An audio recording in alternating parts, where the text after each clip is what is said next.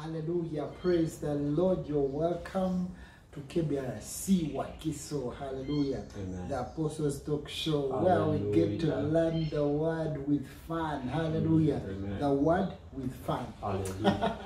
Hallelujah. Amen. So you can send that link. You can invite your friends. You can, send it to your friend and family. Yes, and there's a lot of knowledge from God. Praise the Lord. So you're welcome.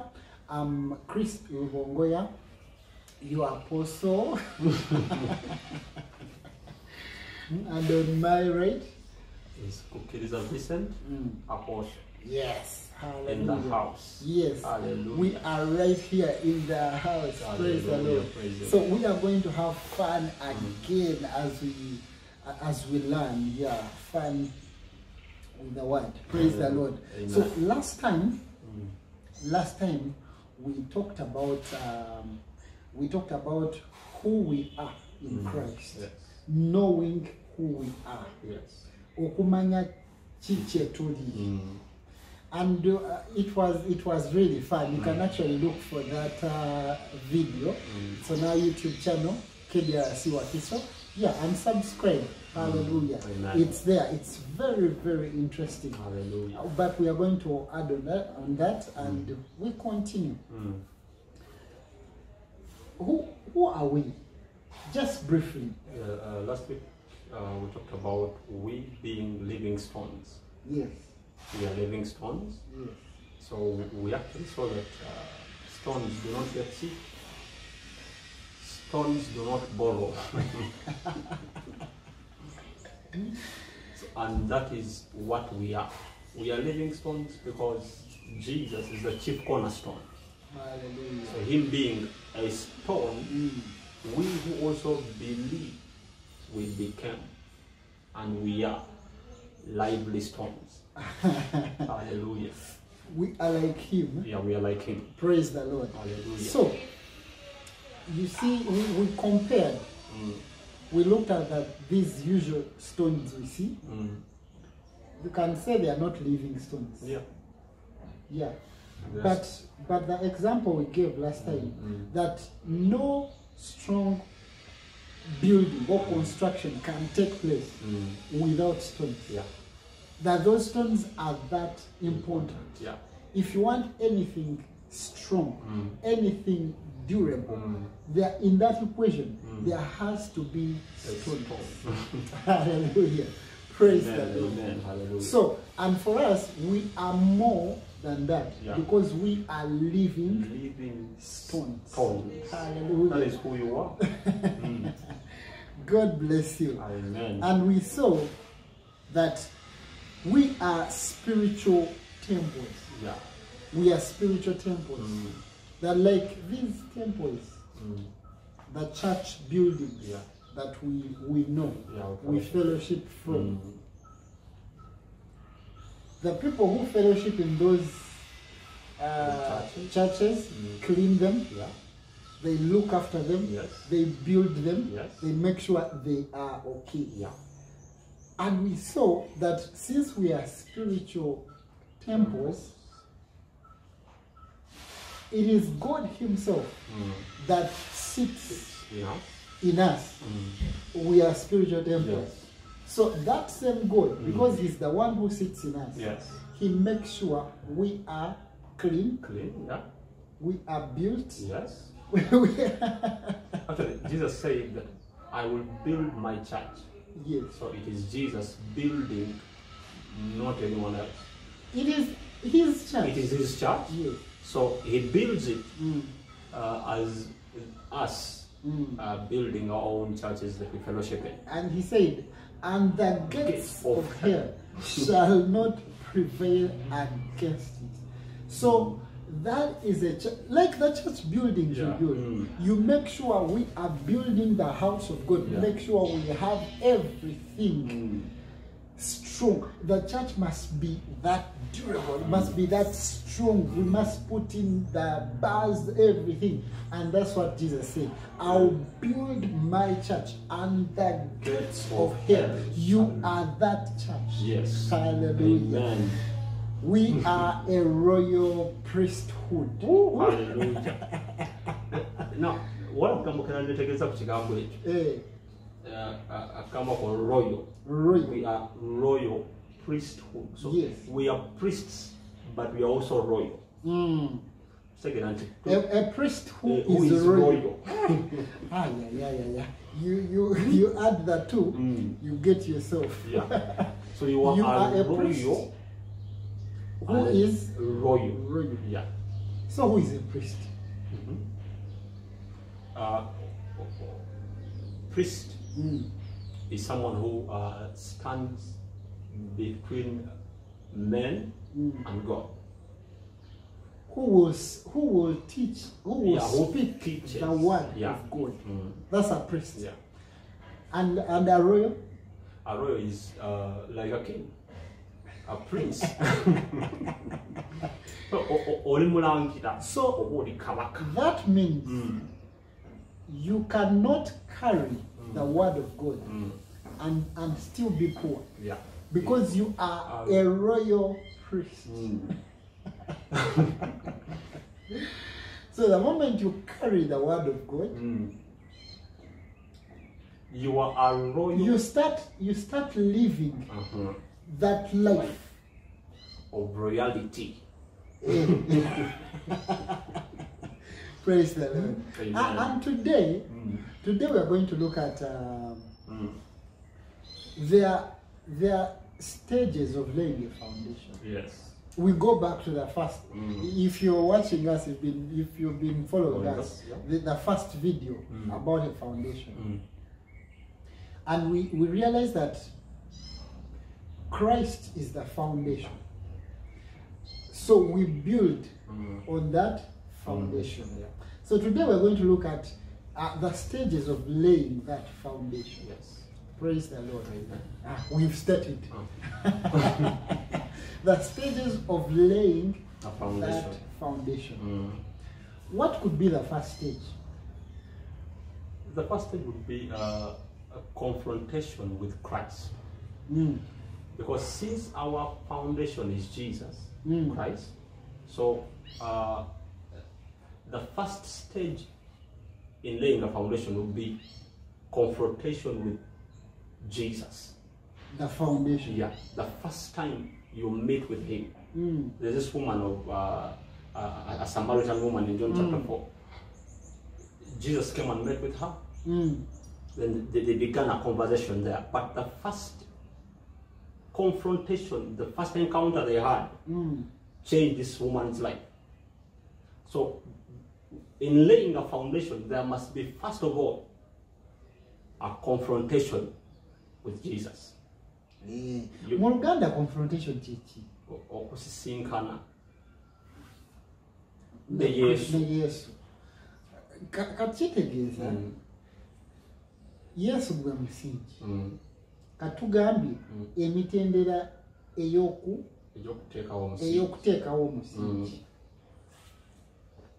Stage esooka ogambye okusisinkana ne Yesu. Kubanga Yesu gwe musingi tusawa guteekawo nga tomusinkana. So you need to meet Jesus. Yes. Weetaaga okusinkana Yesu gwatamusinkanangako kubanga kijja kyusa obulamu bwo. Okusinkana omusingi kwogenda okuzimba ennyumba yo. Ogamba gwe wanoonya edda kati ng'ogusinkana obulamu bwo tebusobola kusigala kyekimu. Haleluya. Kansuubire eyo embeera ogitegedde nti ekisooka gwe mulokole gwe yakalokoka oba walokoka oba ne bw'oba nga walokoka ennyumba eno twagala tugiddemu. Era osawuliriza ku misingi gwennyini. Tugezaayo ku musingi tulabe nti ekintu kye tugenda okuyimusa kijja kubeera kinywevu bulungi. Kakati ng'ogenda okusaawo omusingi ogwo, stage esooka kusisinkana ne Kristo omusingi. Ne Kristo wali omusinkanyeko. Ekyo kyekibuuzo. Wali omusinkanyeko. Ebbanga lyonna lyobadde mulokole buno. Oba omuwulira buwulizi. Bw'oba ofunye ekiseera ekimusinkana nga gwe omuntu gwe nga gwe. Pasita waffe abuulira bulungi nnyo. Pasita ayinza okubuulira Kristo Yesu n'ogamba gwe nga gwe wali omusinkanyeko. Ekibuuzo kikulu nnyo ekyo. Kubanga okusinkana Yesu kijja kyusa akazannyo. Ojja kuba tokyali mu bano abagamba nti ola omusumba abuulira kituufu omusumba wabuulira Mukama yeebazibwe tukigaana. Gwe wali osinkanye ne Yesu. Kati wuliriza. Omanyi lwaki abantu bamunoonya? Kubanga tumusinkana. Webale nnyo. Wali mpadde ku high five. Kanji kuwe. Webale nnyo Yesu. Kanji ekyo. So, omanyi lwaki abantu bamunoonya? Ne bagenda ku lusozi. Ne bamunoonya. Bebale ku lubalama lw'ennyanja. Ne bamunoonya. Tebamusinkanangako. Era mukwano gwange omu yagamba nti ayagala agendeko mu mazzi kumalayo kiro kiramba naye ng'agayimiridde muyimirizi ng'anoonya Mukama.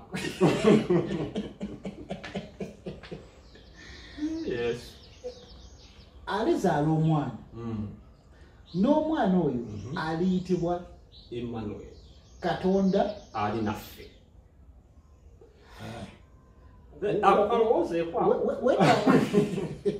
Wetaaga okusinkana oyo ali mu ggwe. Haleluya. Omutendera ogwokubiri. Omutendera ogwokubiri ogw'okussaawo omusingi. The revelation of Jesus. Wow. Hallelujah. Okubikkulirwa Kristo. Nga omanyi okubikkulirwa revelation. Nomanyi ekanisa yaffe eyitibwa Kampala Bible Revelation Church. Revelation. Okubikkulirwa kwa Kristo. Oluganda oteekwa okubikkulirwa Kristo. Kubanga ekyo bwe kitabaawo tuwe ekyawandiikibwa. Ekyandikwa kimanya lusoma kiri mu Matayo 16 n'olunyiriri okukola 13 ojja kusomayo. Matayo 16. Nendoza kansoma mangu. Matthew chapter 16 verses 13 nenda kuma ku 18 n'olo 19 zino zinyawula. When Jesus came into the coast of Caesarea Philippi, he asked his disciples, saying, Whom do men say that I, the Son of Man, am? Nzani. Abantu bagamba nti nzani. And they say, some say that thou art John the Baptist.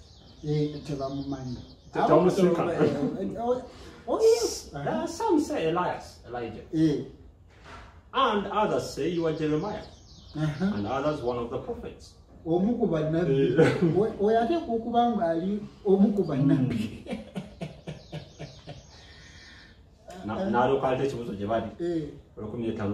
he said unto them, But whom say you that I am?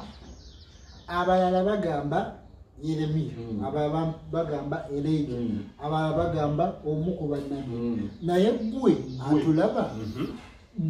atulaba. Yesu gwe omuyitaani. Gwe nga gwe. Yesu yaani. Ye Eliya. Oba ye Musa.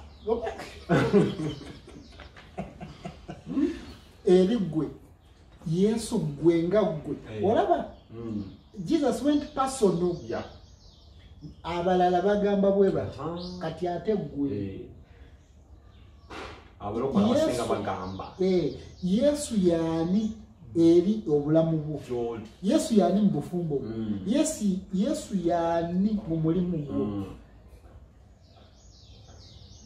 Omumanyi ng'ani ekibuzo kikulu nnyo ekyo abayigirizwa yakibabuuza anti baali balowooza kyabalimi bamuyita Eriya bamuyita so bano basisinkana ne Yesu nalyoka abuuza kati mwe mumpitaani basooka ne bamusinkana bwebamala okumusinkana n'alyoka ababuuza kati gwali eyo nga wasinkana Yesu ekibuuzo kizze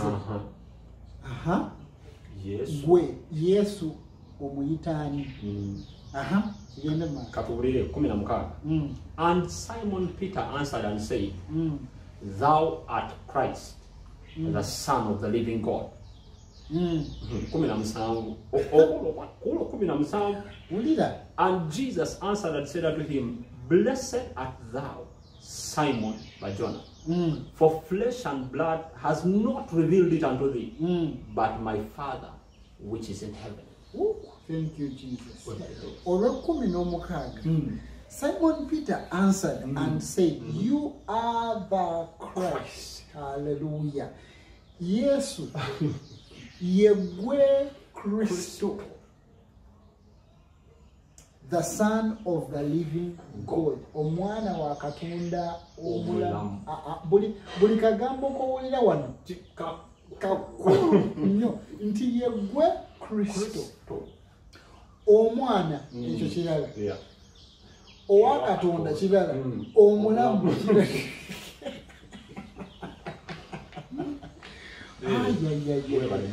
Awo Yesu namugamba nti ago si magezi go. Jesus answered and said to him, blessed are you, Simon Bar-Jonah, for flesh and blood has not revealed this to you, but my Father who is in heaven.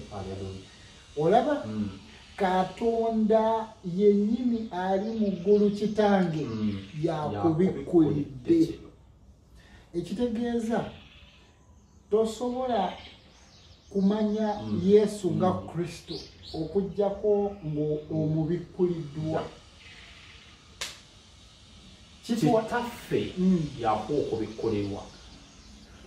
Bw'oba tonafuna kubikkulirwa okwo Yesu Joli achalinga Eliya. Yesu Joli achalinga omu ku bannabbi. Ekyo gwe kyomanyi ku Yesu. Ne bw'ofuna okubikkulirwa kuno n'olyokumanya nti Yesu ye Kristo. Naye Kristo kitegeeza ki? Kristo kitegeeza oyo yafukibwako amafuta n'amafuta ge.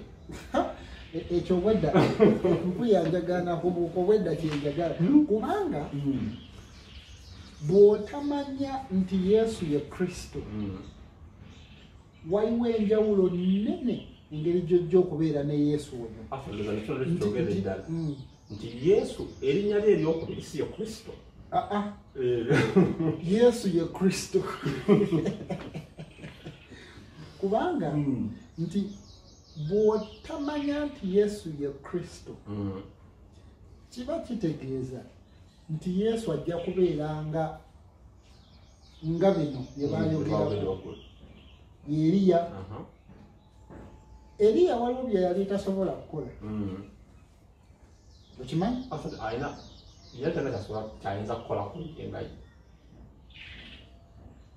Yeremiya abambi Yeremiya nze nkyali muto simanyi na kwogera kati oyo abalala bamuyitani Yeremiya alinga omu ku bannabbi.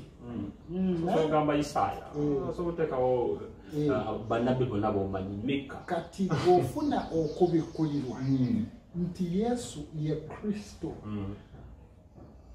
oba nyinza okugamba nti oba omaze kubanga kyoba ofunye kugamba tosobola kipima.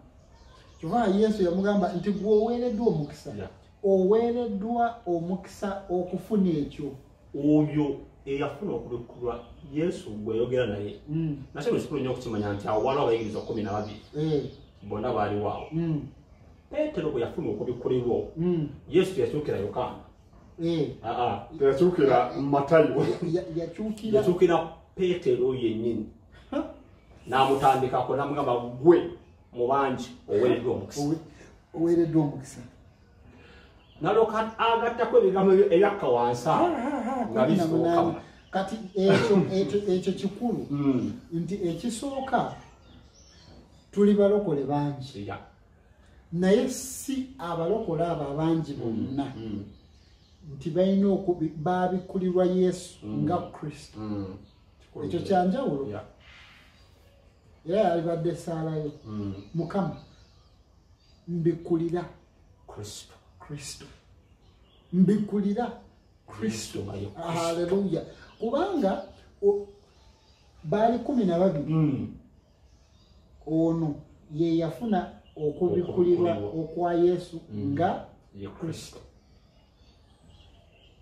18 and I also said to you nga amuchukidde kati agamba ye kyagamba kati mbagamba I also said to you that you are Peter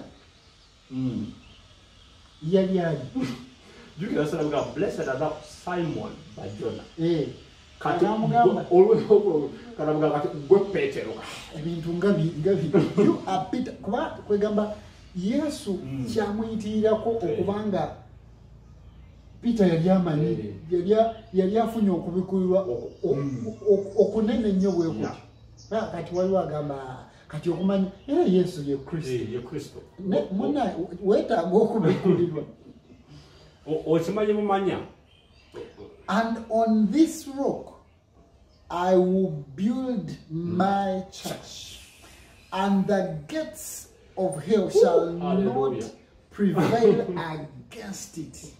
Hallelujah. Hallelujah. Egamba olaba bw'ojja okunywera olaba bw'ojja okuyimirira just ebyo byonna byajja kupita lwakuba yabikulirwa Yesu nga ye Kristo. Hallelujah. Tugende maaso. Akaddako tuli mukusaawo musingi akasooka kusinkana Kristo akaddako okubikulirwa Kristo akaddako acknowledgement of Jesus as the Christ omubikuliddwa se omaze omubikulirwa nti Yesu ye Kristo kati acknowledgement you acknowledge him omanyi ekyokolebako kyangu tutera okubeera mu meeting isanga wali omusumbawo omuntu omulajja nagamba I acknowledge the presence of the pastor I acknowledge the presence of the bishop so gamba bwabeerawo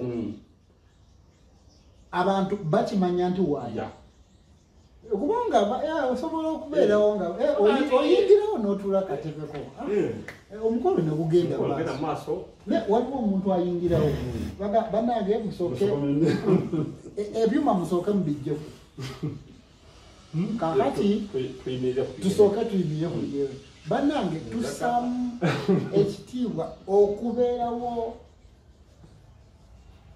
kw'omukulembeze webale kamala obadde ng'enagambo okw'omusumba kati kitegeeza nti omuntu oyo bw'abeerawo era n'amanyikibwa nti waliwo enjawulo omuntu oyo kitegeeza balina engeri ekifo kyalimu mu bulamu bwabwe egamba kikulu nnyo okubanga wabikulirwa Kristo n'okubanga ngo olina okutegeera you acknowledge his presence you acknowledge Jesus as the Christ. Hallelujah. Kikulu nnyo you acknowledging him ogw'omuliro gw'okusatu mu kuteekawo omusingi. Twagambye Kristo kitegeeza eyafukibwako amafuta n'amafuta ge. Kati kuba mwakafaananyi nga okimanyi eyafukibwako amafuta ali kunzi ali munzi n'amafuta ge gali munzi. Ekyo kyembadde nzirako ekyo mbadde nzirako nti bw'okimanya nti Yesu ye Kristo n'omanya nti waali kati Kristo y'ani ono aliwo eyafukibwako amafuta n'amafuta ge. Amafuta ago lwaki gamufukibwako? Ye lwaki ye n'amafuta? Tasobola kubanga mugwe mulimu eyafukibwako n'amafuta ge. Haleluya. N'osigala mu mbeera tosobola kubeera ng'okimanyi eyafukibwako amafuta n'amafuta ge atudde mugwe n'osigala n'endwadde.